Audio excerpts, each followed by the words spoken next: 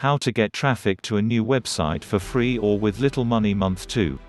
Hey, I just want to say I understand your predicament. You were all set to launch your brand new website when you noticed that no one was visiting it. So you go to all of the marketing blogs to figure out how to fix it, but no matter which strategy you use, your traffic doesn't seem to increase. What you're experiencing is very normal. What most advertisers don't tell you is that there are 2 key reasons why your brand new site isn't getting traffic, aside from the fact that you don't have a lot of money to spend on ads. Marketing is a long-term game. Almost all of the strategies that marketers, including myself, discuss are long-term strategies. They can take up to 6 months to see some results. You must execute flawlessly. If you do not correctly apply the techniques, you will not see results. This isn't to say that you won't see short-term results or sales.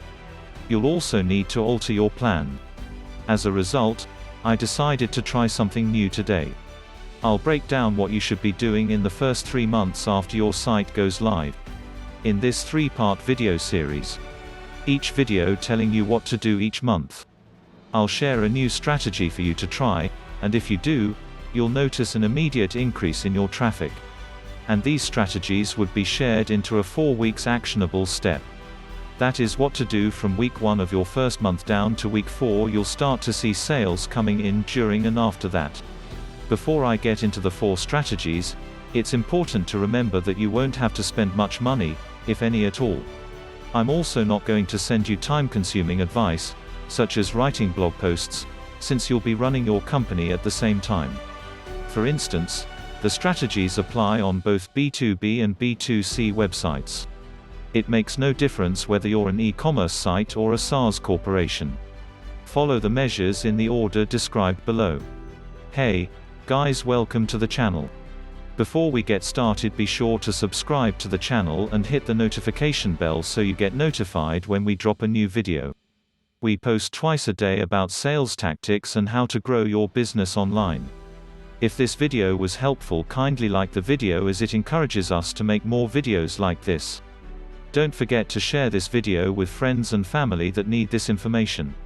All the websites and tools would be linked in the description, so check it out. Let's get started. Week 1. Comment on blogs, but don't spam other people's blogs by responding to their comments excessively. Have you heard of Mashable, a popular website? Pete Cashmore formed the company. Since he was based in Scotland rather than Silicon Valley when he launched his rival site to TechCrunch, no one heard about him and no one cared to listen to him. But do you believe it was enough to deter him? Certainly not. So, how did he go about it? He went out and posted on any other tech blog he could find. He not only commented, but he still attempted to be the first to do so. When you leave a comment on a blog, the majority of them require you to include your name, URL, and comment. You'll see referral traffic in your Google Analytics if you leave valuable feedback and nothing spammy. This is because when you leave a message, only a small number of people can click on your name. And, given that some of the most popular blogs on the internet receive millions of visitors per week, redirecting a fraction of that traffic to your site isn't difficult. The secret to this technique is to be one of the first posters, as this will ensure that your message appears at the top of the page. The other criterion is that your comment must be useful. Marketing sites, for example, would be a fantastic place to comment if you own a marketing-related product or service. But, what do you think will happen if you leave a generic comment like this? This is a fantastic article. Keep up the excellent job. There's nothing. On the other hand, if you make an effort to write something that would help the reader, you will have a better chance of receiving traffic. As an example, consider the following. Joe, I appreciate the practical advice on how to generate traffic for a brand new website within the first 3 months of its launch. However, I understand you didn't go into much detail, if at all, about SEO. I understand that SEO is a long-term strategy, but people should get a head start right away if they want to be loved by Google. Simple keyword research is what I suggest any website start with. You can enter your competitor's URL into any free keyword analysis tool, such as Google Keyword Planner. The Google Keyword Planner will then provide you with keyword suggestions as well as the cost per click. You can generate search traffic at a much faster rate by going after keywords that aren't as competitive and have a higher cost per click. These keywords can also boost sales, since keywords with a high cost per click are more likely to convert. Do you understand what I mean when I say that leaving thoughtful comments that benefit others is a good thing to do? This strategy is successful. This strategy is still used by Jared, who owns Skincare by Alana. When he and his wife first started their e-commerce shop, they made comments about skincare on other famous blogs and social media sites. During their first week, they received 931 visitors and 12 sales as a result of this. I realize it's not much, but you have to start somewhere and work your way up. For years, I've used this strategy as well. Rather than concentrating solely on blogs, I have left comments on related social media sites. Yes, the answer appears to be lengthy, and you might believe I put in a lot of effort, but I simply copied and pasted a blog post I had already written into Quora. Duplicate content is not penalized by Google. If you're going to use this technique for the first week, make an effort to leave at least 10 thoughtful comments a day. I'd suggest leaving 20, so it shouldn't take more than 2 hours a day, assuming you haven't done this before. In less than 50 minutes, I can usually leave 15 comments. So, for the first week, aim to keep things moving and spend no more than an hour a day on this strategy. Week 2, on Twitter, be supportive and you'll get retweets. Before I get into week 2, keep in mind that you'll still need to stick to the strategies I shared the week before. By week 11, you should be using all 11 strategies every week. Of course, you won't be able to devote the same amount of time to each tactic, which is good, but you can still do them in small increments. For e.g., instead of leaving 20 comments per day, you can still leave 5 comments per day. So, let's get started with week 2, which focuses on Twitter. Because of Twitter, you must develop your brand and influence in your industry. Sure, I have a bigger brand and more Twitter followers than he does, but he has a lot more Twitter authority than I do.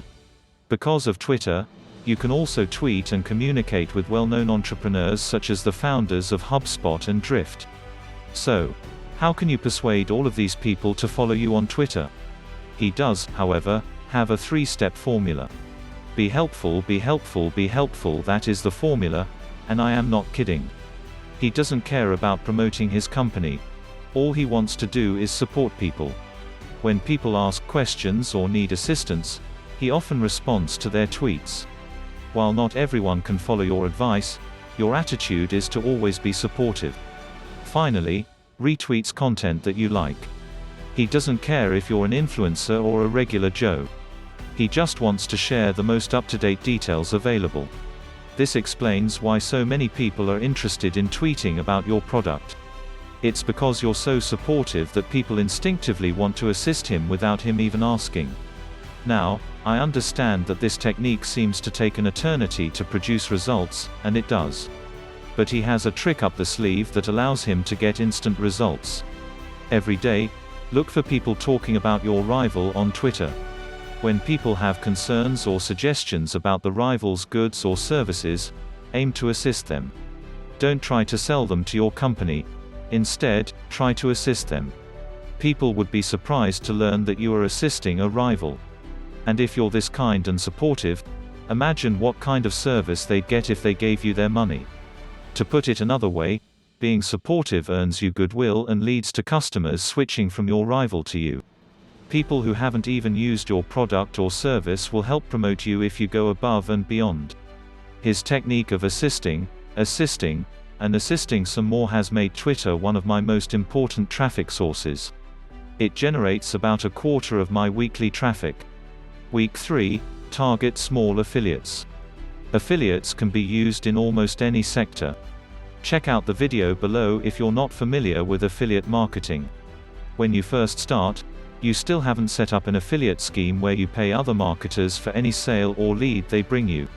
To set one up, you can always use apps like HasOffers or go through a network. There are hundreds of options available, and with a few fast Google searches, you can find one that is a good match for you. Now, most people will tell you that since your affiliate bid is unproven and fresh, no one will promote it. While your offer has yet to be proven, that does not mean all hope is lost. I want you to copy the technique that ConvertKit used when they first launched during your 3rd week.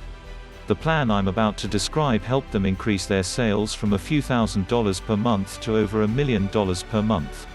Revenue from ConvertKit went through all of their rivals' websites and checked to see if all of them had an affiliate program.